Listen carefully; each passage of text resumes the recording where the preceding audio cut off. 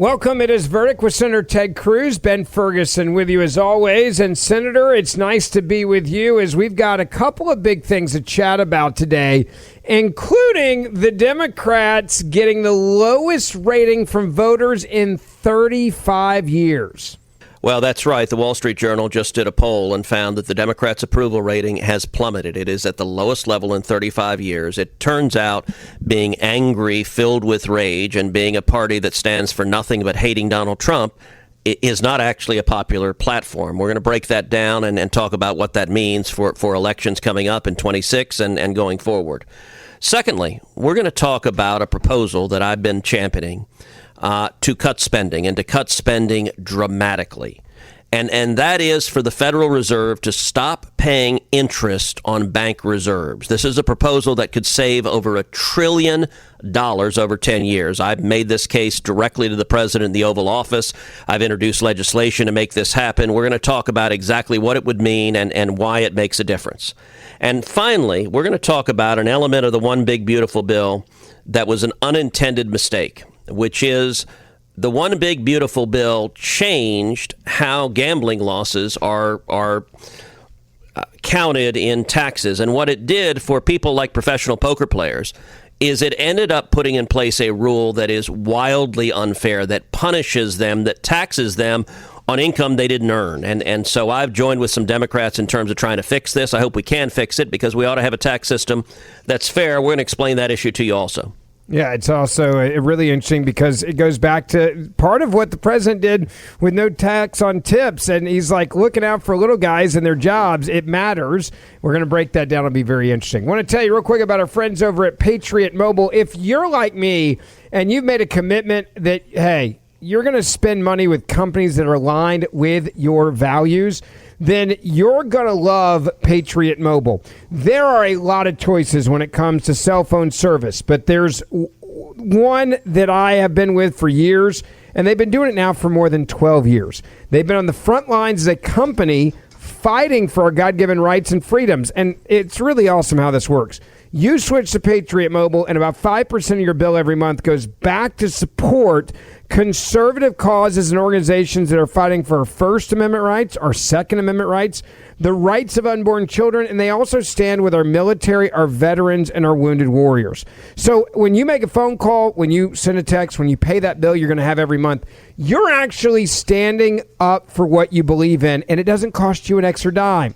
The other great thing about this is they've got exceptional nationwide self-service with access to all three of the main networks. So what does that mean? You don't have to worry. And literally, there are hundreds of thousands of Americans who made the switch. I'm one of them. And I travel all the time, and I love the coverage I get. Switching's never been easier either.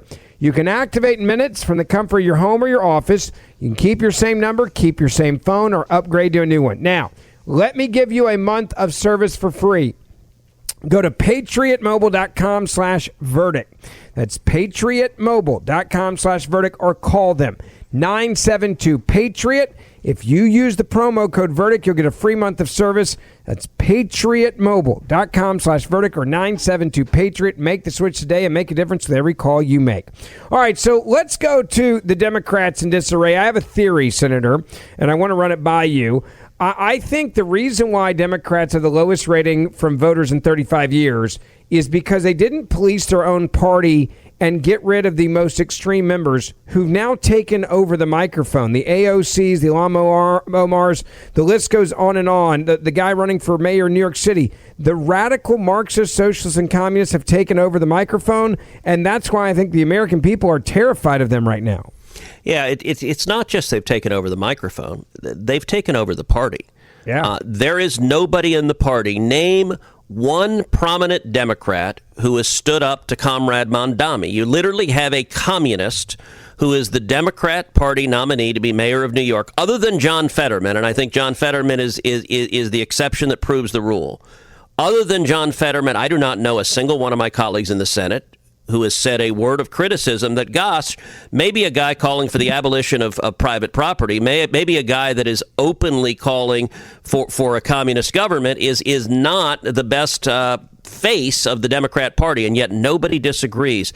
You look at when Chris Van Hollen flies down to El Salvador and has has margaritas with an MS-13 gang member, illegal immigrant who's right now being prosecuted for human trafficking.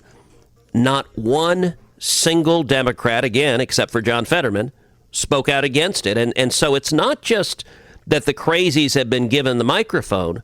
The crazies have been given the agenda. And here's what the Wall Street Journal reported. The Democrat Party's image has eroded to its lowest point in more than 3 decades, according to a new Wall Street Journal poll, with voters seeing Republicans as better at handling most issues that decide elections. The new survey finds that 63% of voters hold an unfavorable view of the Democratic Party, the highest share in Journal polls dating to 1990, and 30 percentage points higher than the 33% who hold a favorable view. So the Democrats' polling is 33% favorable, 63% unfavorable. And Journal goes on to say that is a far weaker assessment than voters give to either President Trump or the Republican Party, who are viewed more favorably than favorably by 7 points and 11 points, respectively. So the Democrats are minus 30, President Trump is plus 7, and the Republican Party is plus 11. That is a huge difference. And what percent of voters do you think view the Democrats very favorably? I'm going to guess it's probably not a very high number based on the overall polling data. 8%. Yeah. That's 8% not good, of by the way. America. That's not good. Just so everybody knows, in politics, that's bad. And by the way, by comparison, 19% of Americans view Republicans very favorably. So there's more intensity. People are very happy. And the Democrats, nobody except the communists are excited about the Democrats. That is a problem going into an election. Yeah, it's a huge problem for them. And then you go forward with Democrats. They've got everybody on their team. I'm referring to the media. I also think some of this comes down to the fact that there's so many Americans are just going around the mainstream media now and will never go back. You look at the canceling, for example, of one of the late night shows. We talked about that last week, Stephen Colbert. Why? I think a lot of people are just like, we're done with you when you alienate half the country and mock us. And there's so many lies that have happened over the last 5, 6, 7 years that were egregious. The Russian hoax is a great example. I think that this is part of the reason why the Democratic Party is failing right now is because they don't have people covering for their propaganda. Well, and they're embracing, it's amazing. When a party decides, let's pick 5 issues and let's take the wrong side of 80-20 issues or 90-10 issues, it turns out that's really bad politics. When you say as a party, hey, let's be for open borders and Venezuelan gang members and releasing criminals and rapists and child molesters, that is a really, really unpopular position. It turns out when you say, hey, let's be for abolishing the police and attacking ICE and fighting against law enforcement, that is a really, really unpopular position. It turns out when you cheer on pro-Hamas protesters who are cheering on we love Hamas, that is a really, really unpopular position. It turns out when you advocate for boys competing in girls' sports and for doing surgeries that sterilize and mutilate little boys and girls, that is a really, really unpopular position. And the Democrat Party as a whole has said, let's look at all those issues. Let's take the wrong side of 80-20 or even 90-10 issues, and let's see how that works out. And the way it works out is you get the most unpopular Democrat Party in the last 35 years. What is your biggest concern? And I always say there's a reaction to every action, right? So it's low right now. What is the worry that do we get overconfident? Do we not continue to stay together, the party? Because look, we are notorious, I'm talking about conservatives, of screwing it up when we have these types of leads. We have the House, we have the Senate. We actually have a chance, I think, to even have some gains in the midterms. And this is a midterm, I want to be clear, that actually is more favorable towards Democrats in the districts and in the Senate seats that are open. You look at it, we have a real opportunity here to solidify our base and get even more done with the president. What is your worry about that, though? So my concern is twofold. My concern is political and my concern is policy. On the political side, when one party is out of power, that can be a dangerous dynamic because even though the Democrat Party is very unpopular, generally speaking, their hardcore partisans are pissed. They are filled with rage. They hate Donald Trump. That means their hardcore partisans will crawl over broken glass. These are the nuts that are having riots in the streets of L.A. saying we want more criminal illegal aliens in our country. That energy is dangerous. Look, right now the Democrats are outraising Republicans because their side is really energized. They hate Trump. And if you send out an email on the Democrat side, Donald Trump is the devil, turns out people give a lot of money because if you're a crazy left-winger, that energizes you. I worry about the enthusiasm gap that on the right. Look, Republicans, by and large, are feeling pretty good. We're winning massive victories. We talked about last week's podcast. We went through all of the major victories in the first 6 months of President Trump's term. That's fantastic. But the danger from a political perspective is that our guys get complacent. Okay, we're winning. Everything's taken care of. It's not urgent anymore.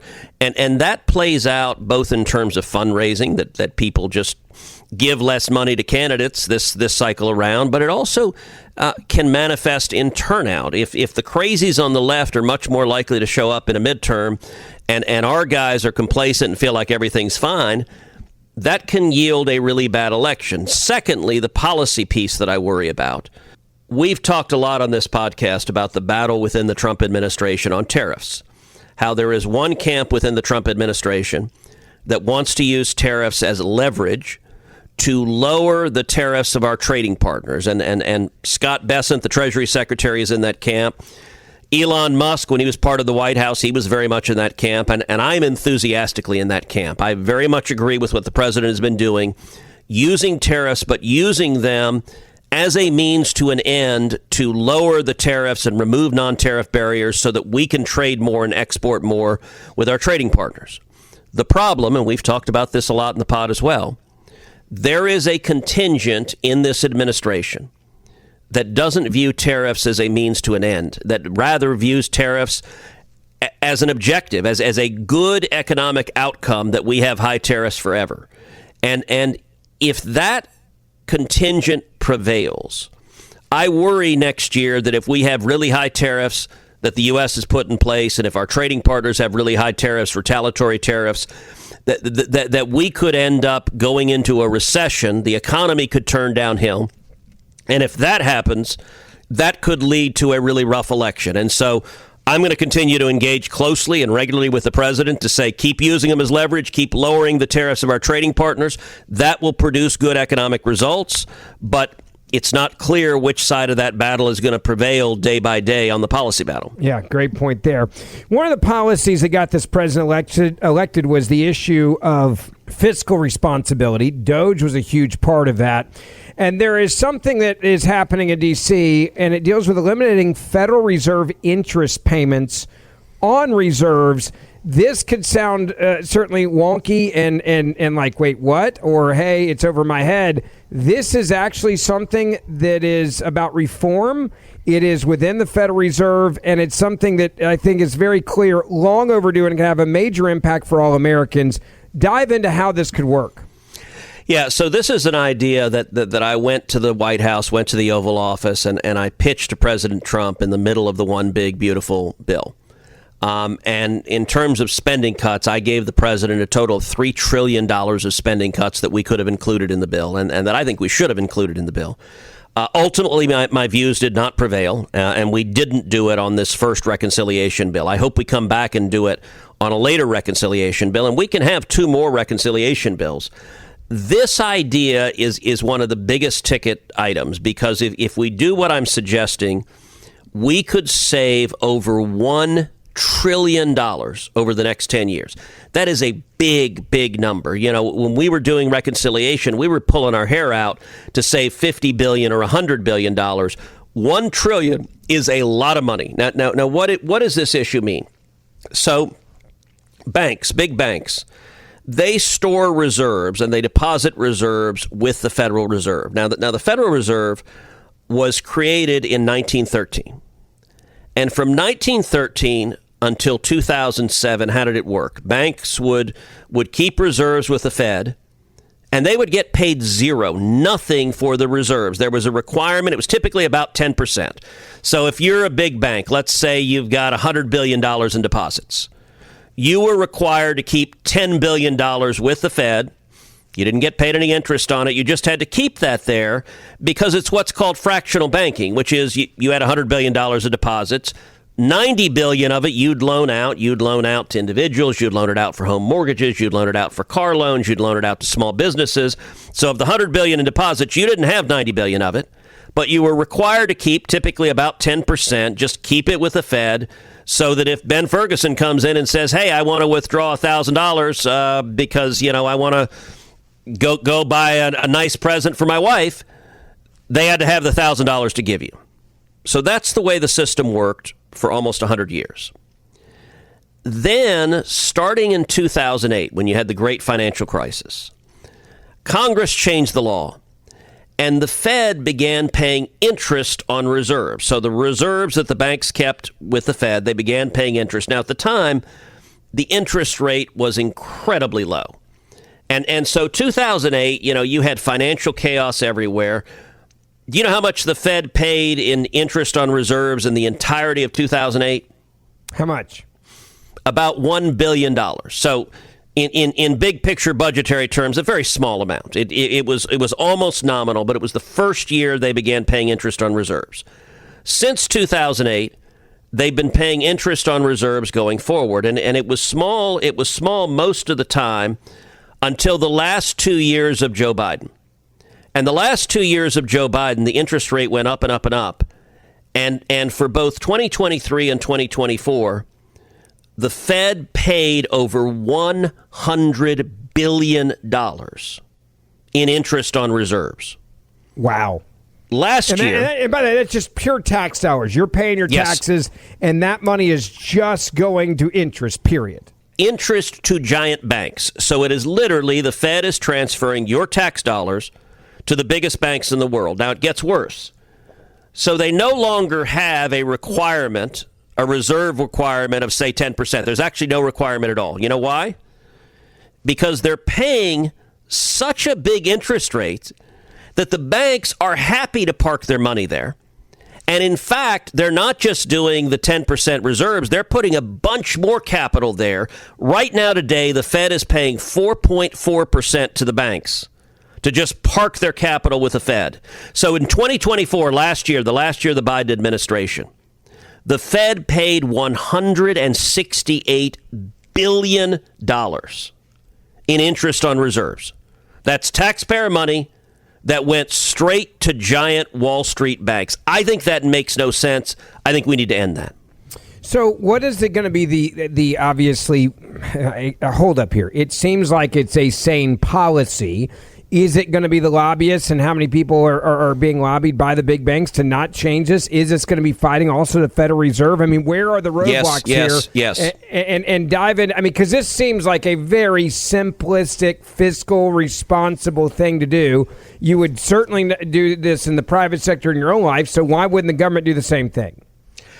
So I'll tell you, while we were in the middle of the One Big Beautiful Bill, I went on TV. I went on Squawk Box on CNBC. I love doing Squawk Box. It's one of my favorite shows because they're really smart. You can get into substance. You can get into details. In fact, several times I've done what they call guest hosting Squawk Box, where you spend an hour on TV. And so instead of a little 6-minute interview where you have to do a soundbite, if you guest host Squawk Box for an hour, you can really get into substance and economic issues and issues dealing with finances. So I was doing Squawk Box during reconciliation. And I raised this issue. And I got to say, Becky Quick, who's one of the hosts, she's like, oh, my goodness, well, this would be terrible. I mean, how could this possibly work? The Fed couldn't do its job. So there's several arguments that are made against this. One is, well, the Fed uses this to control interest rates. And that's right. She's like, well, if you took this away, the Fed wouldn't be able to control interest rates. How would they do it? And my response was, Becky, the same way they did it from 1913 to 2007. Like the Fed existed for 100 years and didn't pay a penny in interest on reserves. And somehow the Fed managed to operate until it began. Ben Bernanke was the head of the Fed at the time, and it was interesting. Ben Bernanke said, when this idea was being debated, he said, well, if we pay interest on reserves, that's going to be terrible. That's going to be corporate welfare. People are going to get pissed that we're giving taxpayer money to giant Wall Street banks. That's what Bernanke said when it was just $1 billion. Now it is $168 billion. But their argument, and listen, it is true, the Fed's job has become much easier. They have a very direct way to control interest rates now. They're paying 4.4%. If they want interest rates to go up, they just raise the interest rate. They say, okay, we'll pay you 4.6%. And all the other interest rates go up automatically. So it makes the Fed's job easier. If they don't do that, they have to do open market transactions to impact the interest rate. It's much more complicated. But again, they did it for 100 years. Ben, let me give you another fact that's going to blow your mind. Of the $168 billion that the Fed paid last year in interest on reserves. Say that number again. You said 168 billion. Billion. Golly. Roughly half of that, nearly 50%, went to foreign banks. So not even American banks. Foreign banks getting tens of billions of dollars of U.S. taxpayer money. Every year. Every year. And so I'll tell you, when I got off Squawk Box, I literally walked back to my office. And the CEO of one of the biggest banks in the United States, a very, very well-known CEO, who I'm not going to name, but he's someone very well-known, he called me, very dismayed, and saying, this is a terrible idea. And I was sort of chuckling, saying, so you're saying you like getting billions of dollars of taxpayer funds every year? And his argument was, well, look, if the Fed stops paying interest on reserves, it's very simple. We'll just buy treasuries instead, so you'll have to pay interest regardless.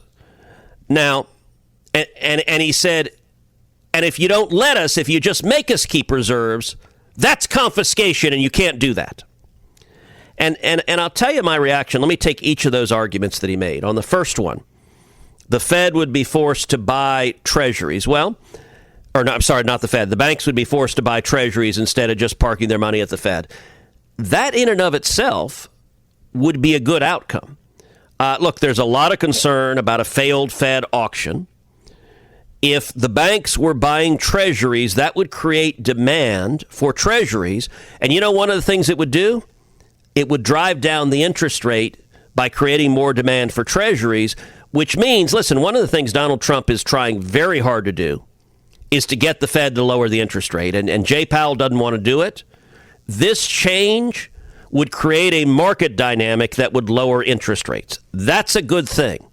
Secondly, you got a ton of money that are what are called excess reserves. They're beyond what a reasonable reserve requirement is. Yeah. And it's just sitting at the Fed.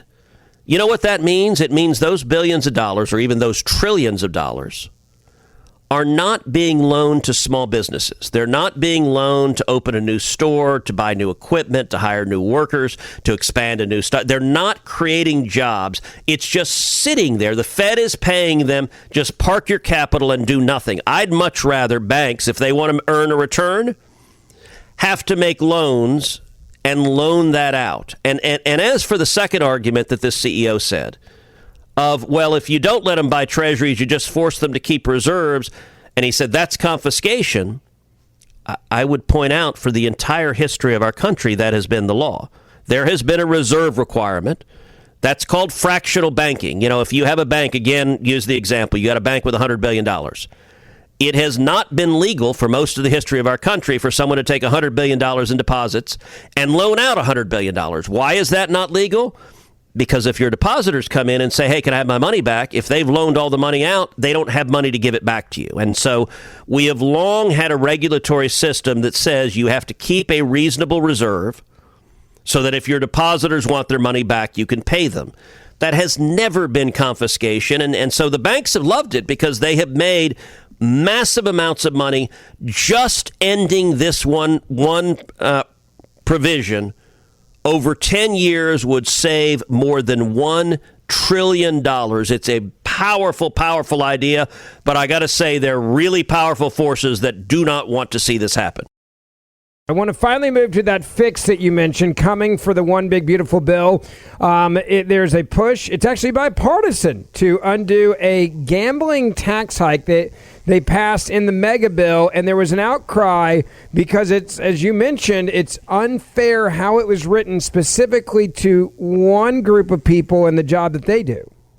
Yeah, so there was a little provision that was written in the one big beautiful bill, and nobody saw this. This was a tiny little provision. The bill is a massive bill. It's thousands of pages. And what this provision said is it deals with how you pay taxes on gambling winnings and losses. And the way the law used to work was very common sense, which is that you deduct your losses from your wins, and you pay taxes on your net, what you actually made, your profit. That's actually a sensible way to do a tax law.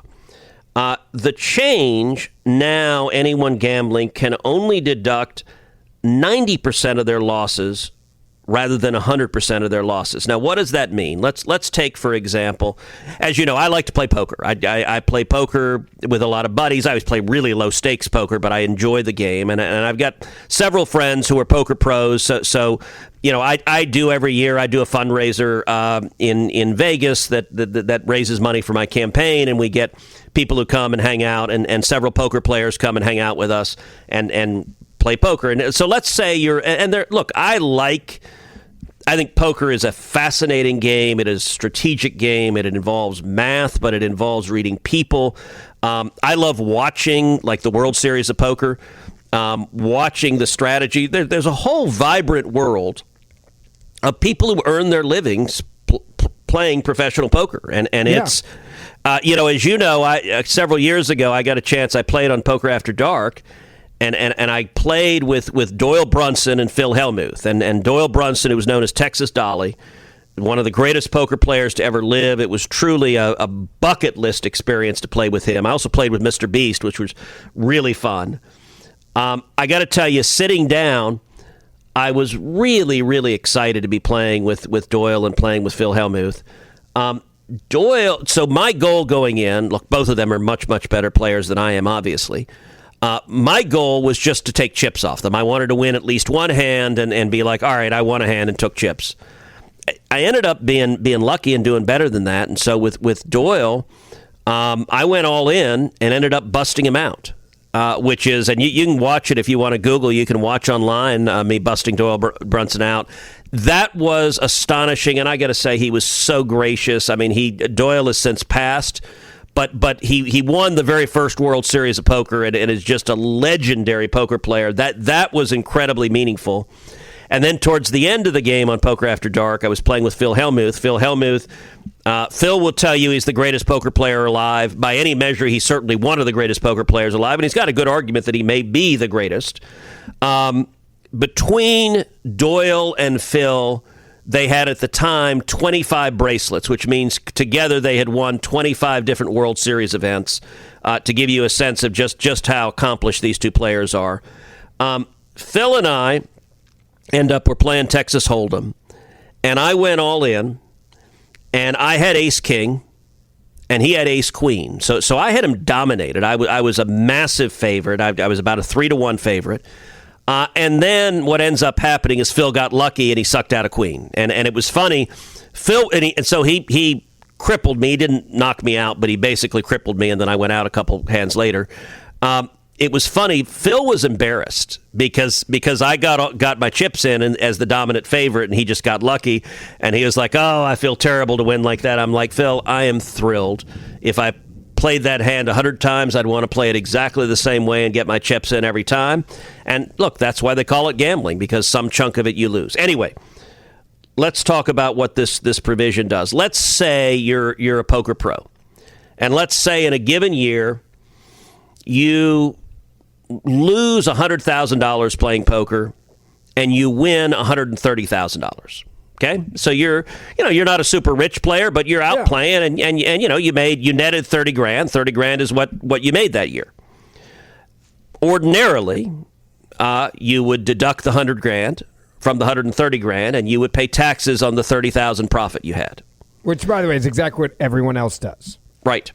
Now, under the new law, you lose 100 grand that year, you make 130. you could only deduct 90% of the 100 grand you lost, which means instead of paying taxes on the 30 grand you made, you would pay taxes on 40 grand.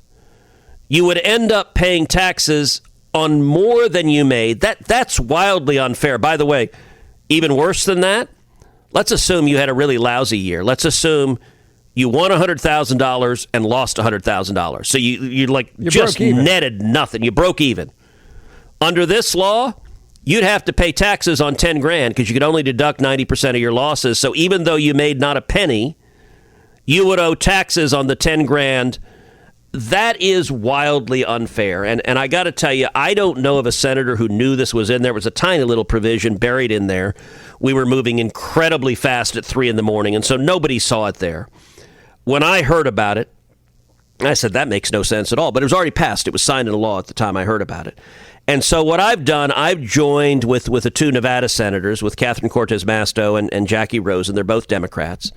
And also Bill Hagerty, who's a Republican. And all 4 of us have joined in legislation to fix this. I think we need to fix it. We should not be treating people unfairly.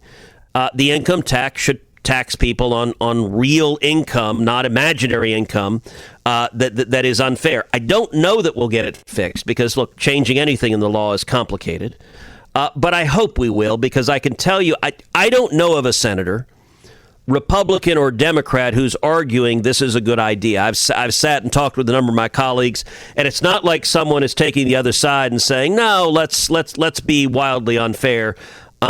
I hope we can get this fixed, and I think we need to because we need to be fair. And look, there's a whole industry, particularly around Vegas, of people who are poker pros and make their livings and generate a lot of revenue. And if we don't change this, the effect will be to drive those poker pros out of the U.S. We will force them to go elsewhere. That would be really a tragic outcome, and so I don't want to see that happen. Yeah, no doubt about it. Don't forget, we do this show Monday, Wednesday, Friday. Hit that subscribe or auto-download button wherever you get this podcast. Please write us that review and share this. It makes a huge difference in who sees and hears the show. And we will see you back here on Wednesday morning.